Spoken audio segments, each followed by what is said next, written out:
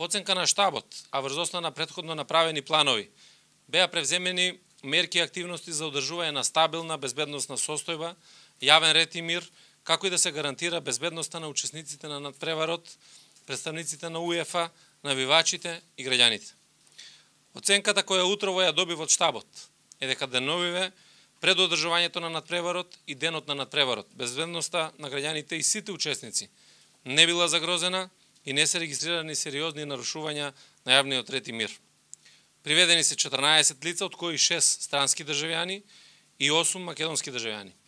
Еден странски државјанин не повикан да даде исказ пред јавен обвинител, бидејќи бил купувач на билет во случај на препродажба на билети. Регистрирани се следниве случаи. 3 случаи на препродавање на билети за суперкупот од страна на тројца странски државјани, 2 англиски и 1 српски државјанин и 2 македонски државјани за кои во текот на денешниот ден ќе бидат поднесени кривични пријави за сторено кривично дело недозволена трговија, став 2 од кривичниот законник. Продажба на шалови со надписи на наведените екипи од страна на 2 македонски државјани, против кои им е издаден записник за прекршок по Закон за трговија. Спречување на службено лице во вршење на службено дејствие од вработен во Агенцијата за разузнавање. И извршена тешка кражба на дрзок начин над британски државјанин од страна на непознат таксист, при што му се одземени 400 евра и златен ланец и за тоа се преземаат мерки за пронаоѓање на сторителот и поднесување на соодветната пријава. Истовремено дозволете да ве известам и дека владата на Република Македонија ги превзеде сите активности во нејзина надлежност за исполнување на барањата на УЕФА, кои согласно договорот требаше да се исполнат до 23 јули. А владата вложи дополнителни напори и сите пречки со кои се соочивме на стартот беа отстранети до 20 јули. Голема благодарност до вработените на владата и јавните предпријатија кои со својот ангажман допринесоа за позитивна промоција на Република Македонија пред светската јавност. Упатувам и голема благодарност за одличната соработка со ФФМ и УЕФА, со кои постојано комунициравме во интерес на одличната организација на овој настан. И на крајот благодарност и до медиумите за соработката и почитувањето на правилата кои беа пропишани од УЕФА. Благодарам. Дали имате некои прашања?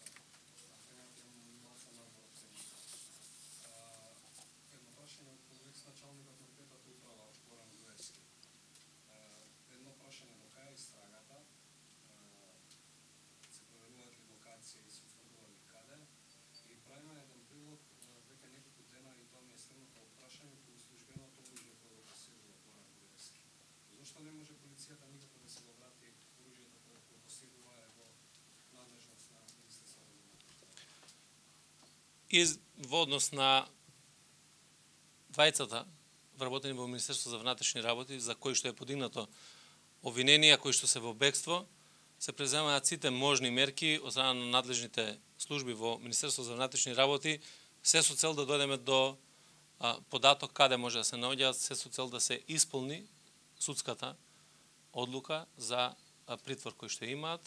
Меѓутоа, заради тајноста на постапката, заради можноста да попречиме во таа истрага, јас не можам повеќе детали да соопштам од тој аспект. И во однос на второто прашање, сакам да знаете дека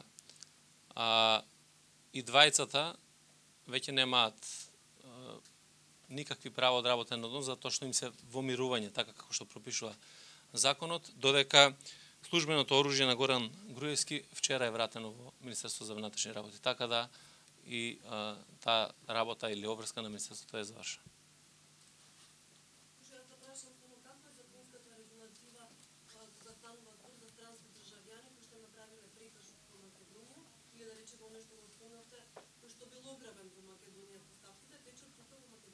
Да.